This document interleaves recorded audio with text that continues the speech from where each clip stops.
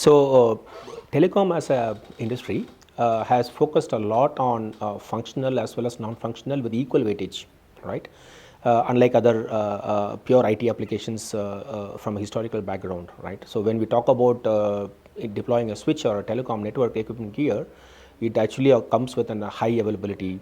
It has to be available in even in a disaster situation, backwards compatibility. There are quite a few non-functional attributes for which we have to spend a lot of engineering efforts in the beginning to realize those systems actually, right?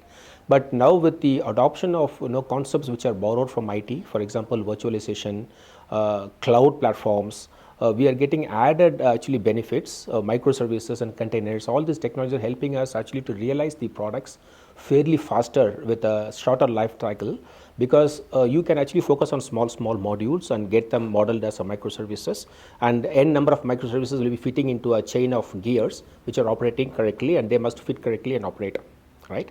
And because of the underlying platform and infrastructure capabilities, we don't have to do a lot of investment on availability or disaster recovery, these kind of concepts. Actually they are given, but we need to basically make sure that they are actually validated when it is deployed and working actually.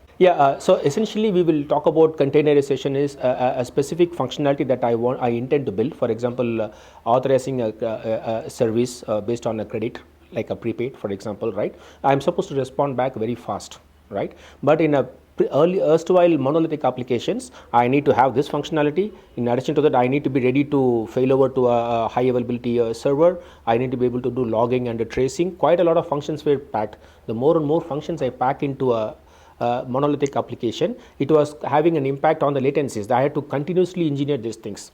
So right now, with the approach of microservices and containerization, we have a little bit of isolation, a parallel development that can be done actually along these lines, and then we can feed them together, right? So I can actually still respond to the network at a very fast latency, but also comply to the other functionalities that are required, like logging, tracing, debugging, creating a CDR for billing. All those things can actually go parallelly without impacting or getting into each other's steps and footprints actually. So that's a benefit I get, and I don't have to spend a lot of investment on ensuring that these things come without impacting my latency.